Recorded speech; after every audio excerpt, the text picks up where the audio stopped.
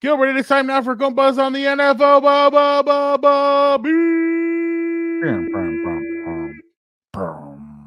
What was your biggest takeaway from week 1 in NFL free agency? Yeah, I'm not sure about biggest takeaways because I know we have another segment, a little preview, winners and losers, and that's kind of my biggest takeaway. But I'm noticing what the Cowboys are doing, and then even the Texans, they're kind of like swapping players. So you know what? I'll keep it in the Lone Star State of Texas, They're and going to just keep it in the family. yeah. I'm not. It's not Alabama, but close enough. But I want to give the Cowboys credit, but then I remember what they lost. Like, okay, so they remember they lost Amari Cooper, and that was a Yep. big that hurt them early on because they couldn't find a number 2 to CeeDee Lamb. For And CeeDee Lamb, he still played good over in yeah, Cleveland. with the Browns. And the one thing about that, CeeDee Lamb really emerged as a number 1 He did. target, and that worked out. But they were hurting. Like Michael I thought he was Gallup going to didn't be really, doubled the whole season. yeah, and he was great. He was amazing. He was Yeah. amazing watching that in the playoffs against the 49ers. But now you get a good number 2 for him. Brandin Cooks, the trade with the Texans there. But then the Texans just got the tight end, Dalton Schultz. So they lose another key playmaker with the Cowboys. So and then the Texans also took away Noah Brown, who Victor has shouted out as another emerging wide receiver. He's going to Houston to help out maybe Bryce Young or CJ Stroud. I don't know who it is. So I want to say that the Cowboys got better, but then they released Zeke, which was warranted because of salary cap, and then they traded for Stephon Gilmore. So like they're making moves. The Cowboys are going back and forth, and to get Stephon Gilmore, who's an older player, it only took a 5th-round draft pick. It's pretty good to go with Teron Diggs, but it's a lot of like additions, subtractions, and it still feels like a team that will lose in the 2nd round, and we're all gonna bash Dak Prescott a year from now. So it's weird to kind of what to make of it.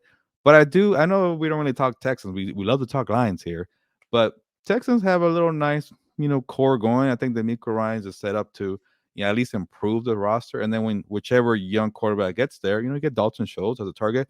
And I think they added who was Devin Singletary from the Bills Yeah, that to was a be good the number pickup. 2, the Damian Pierce. So But then you you lost Brandin Cooks also. yeah, you lost that, but if you look at the receiving core, and Yeah. I'm going to butcher the names, but it's very young guys like John Mechie, who was hurt last year. You get a Robert Woods too, a younger guy. John Mechie, he was the one that had the Yeah, enlarged heart, no, cancer.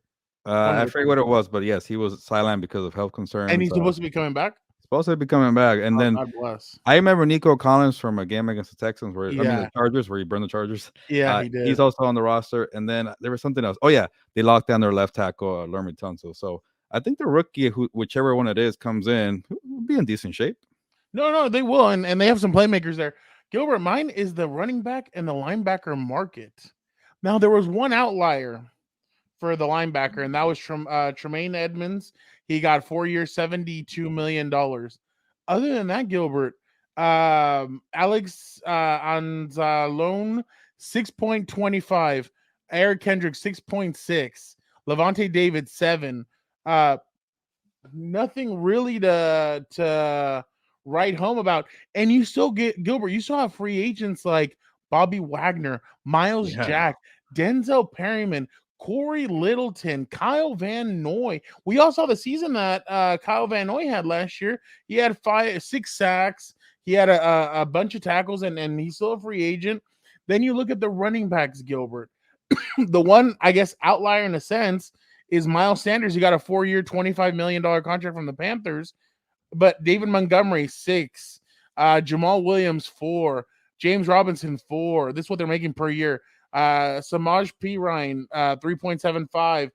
Gilbert, it's not what these players thought it was going to be. And with Austin Eckler out there, asking for a trade, you look around, Gilbert, and he's like, well, Derrick Henry, well, Dalvin Cook. Those guys are all like, they're going to tell him to either take a pay cut or you're out of here. That's what's happening to the running back value. It's going down, and I just don't know if Austin's going to get what he's looking for. But that's just in general. I think that I've been very surprised by both the market of the linebacker and the running back. It feels like they're both heading the same route, which is we can plug and play any guy in there. Look at it; they bring safeties to play linebacker. Tony Jefferson, who I went to high school with, he's looking to gain about 15 to 20 pounds. Why? Because he wants to play linebacker full time. So I mean, that's what's happening right there. Like guys just want to go and it feels like linebackers kind of that interchangeable. You can use different guys with it, and that's the way guys are treating and that's the way the NFL is treating that and the running back position. Yeah, just I'll make it quick. But the linebacker stuff, a little surprised because there was a lot of good, talented players. But maybe I shouldn't be surprised because it is becoming a devalued position. The running back position, I wasn't surprised because we've seen how they get treated over year after year. But I wish that Saquon Barkley, Josh Jacobs, Antonio Pollard were never franchise tag to Yeah, really test his market and see what their values, because those are the best of the best of the position. Like, is 10 million about right for a running back that's top yeah, tier? It's starting to feel like it might be a little too high. Like it might be like $8 million range. Like guys like Miles Sanders, like, all the quality good ones took $5 million or less. yep, And that's why I'm saying, like Austin Eckler, like if you're trying to get more than 6 million, which you're getting for 2023, it might be tough unless you're asking for like maybe the same, but just want more year security. And Fernando, like I really would like it. Just kind of the last thing I'll say on this, because we got to move on. People kind of gave me some crap because of my story for Austin Eckler trade destinations at SI. One of them was the Cowboys, and if you're the Cowboys, I think you wise up now. Like, okay, you're not gonna give a running back a long-term commitment because they got burned by Zeke. Zeke was a good player, but he was not worthy of no, $70 million no, guaranteed. And I think they learned the lesson. They released them and they franchise tag Tony Pollard. They're not going to mess around. But if they don't want to pay Tony Pollard, then send them to the Chargers, who are all in, a little more aggressive. Kellen Moore gets Tony Pollard. Chargers pay him long term. They spread it out over the cap. And then you get a guy on a 1-year contract at Austin Eckler. Boom, boom, boom. But I'm crazy. Anyways, but go ahead, Fernando. this is the crazy part to me, though. I want to know what Zeke is going to make. Gilbert, Zeke is only 27 years old. There's Yeah. no way his body should be falling apart the way it is. It is because the running backs aren't like they used to be. Heck, Zeke still had 12 touchdowns last year. That's why I was wondering, like, why? Like, if you're the Chargers, and I know some fans are going to get pissed because I bring this up, why not? Why not bring him in as a battering ram on third down, fourth down? You don't have to use him as much. You bring him in on a veteran deal. But in the end zone, he could still get you 12 to 13 times. Again, Austin takes a lot of punishment in the Yeah. red zone when he gets hit. He takes some hits that he shouldn't Well, be taking. well, the issue, So, Fernando, is who will be the number one, because if you trade Eckler, what do you got? no, I meant like if no, I'm Do they saying keep him? if they keep Eckler, Oh, well, that'd be a good one too. Yeah. Guys, jump over to what later, or I don't know, maybe Tuesday afternoon on What's Up Bolts. I'll be telling Gilbert, who's going to join us, and Dan and Dago, what I think is going to end up happening with Austin Eckler. But I really do think that if Austin Eckler does stay, then they should go get a Zeke, make him their like battering ram late in games. But then also you could use a guy like Spiller in there. Well, that's just my bad. I'm jumping on to what should be What's Up Bolts. But I'm just surprised at the running back and linebacker market, to be completely honest. But Gilbert, what is the way to go for NFL free agents? Sign short-term 2 to 3 year deals to drive up the AAV, or for each position, or push for long-term contracts with fully guaranteed money. It's tough to say because everybody has different situations. All positions are different. Scheme fits, teams, GMs, whatever it is, who's available in the draft. So I like to go to the Orlando Brown Jr. situation here, and I know for the player point of view, it wasn't what he probably expected. Like maybe like Jawan Taylor got more, and then if you look at the average annual per year, or what he's making, it's like $60 million, and that's well below. But Orlando Brown Jr. got a lot of money up front. He got a lot of guaranteed. So you kind of divide it by 2 years. He's up there with Trent Williams. So depends on how you look at it. So I guess I'll go lean more to like that contract, because he's only 26 years old. He's going to be 28 and be a free agent in 2 years. Laremy Tunsil's 28 and got paid again. So he'll be a free agent again. If he keeps playing well, he's going to bank in and get more money. So it's kind of like the Kirk Cousins 1 year, 2 year plan, guaranteeing money coming That in, dude's coming in. agent, holy crap!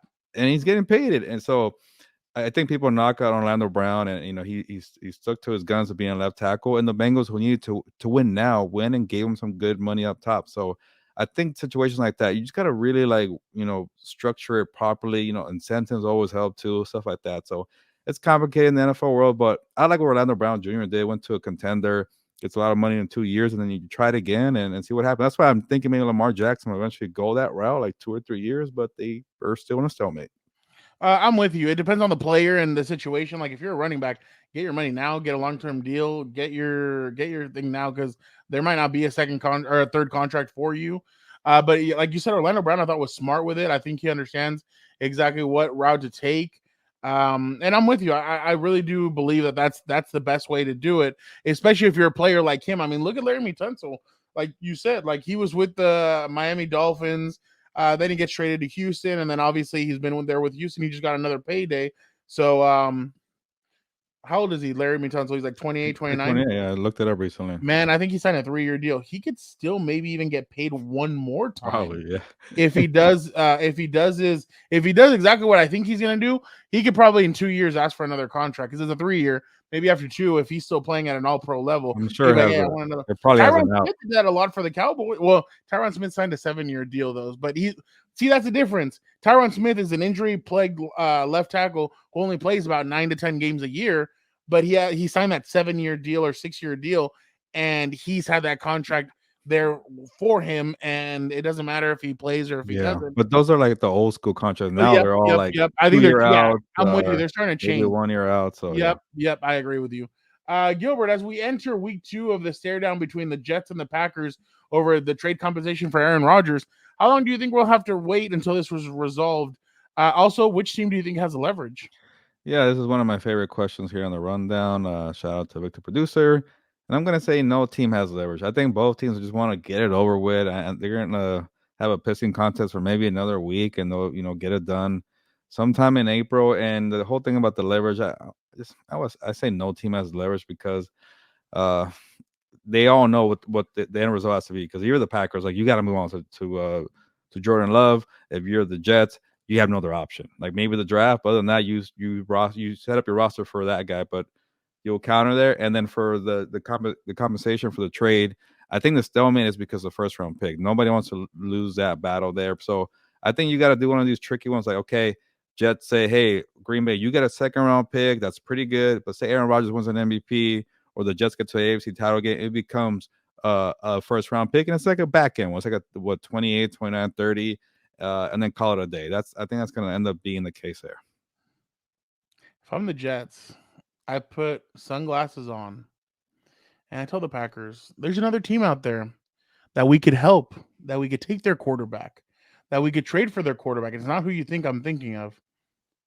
The LA Rams have been talking about, there's been talks about them trying to offload Matthew Stafford. If you don't trade me Aaron Rodgers now, I'm going to go to the Rams and I'm going to go get Matthew Stafford. I like it. You'll have a headache with Aaron Rodgers and Jordan Love. Where are you going to go? Nobody else is going to trade for Aaron Rodgers. Everybody else is done. They have no money. They have nothing to trade.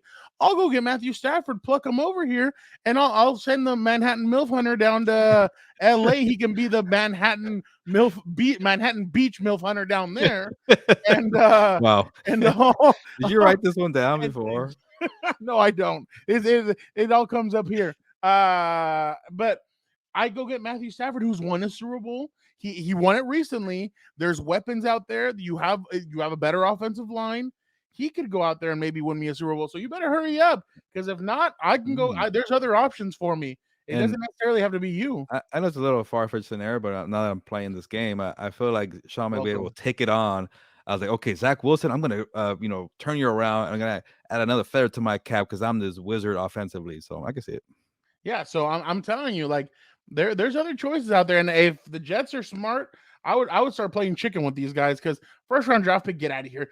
They even pulled, I think, all the general managers or executives, and everybody said Aaron Rodgers isn't, like, he's 39 years old. Like, not like if the like, let's just say back then, if the Chargers would have had to have traded Phillip Rivers, they ain't gonna get a first round. You're not gonna get a first round draft pick for a 37-year-old. Like, that just doesn't happen. Even for Brett Favre, they got like a 4th rounder when they traded him to the Jets. So yeah, get out of here. So I'm definitely not into. By the way, real quick, how far has Zach Wilson fallen from a year ago? Like, number 2 pick to not being. Nobody cares about what happens to you if Rodgers just comes. Like, will he get traded, released, or he's gonna be the backup to Rodgers? Like, nobody cares. Yeah. You know what the crazy part is? Everybody wants to see Garrett Wilson with a good quarterback, because I mean, I want to see what's his name with a good quarterback too, Chris Olave. I want to see both of those guys with great good to great quarterbacks, because I want to see what those guys can really do. Because you see Terran McLaurin over with Washington, that dude gets 1,000 yards no matter if UI or Vic or Danadago's the quarterback. He gets 1,000 yards. Now let's see when you put him with good quarterbacks what these guys can do. So that's what I'm excited for. I want to see Aaron be in New York, because I want to see him, Garrett Wilson, and some of the weapons that those guys have. But obviously we'll see what happens. But Gilbert, time to go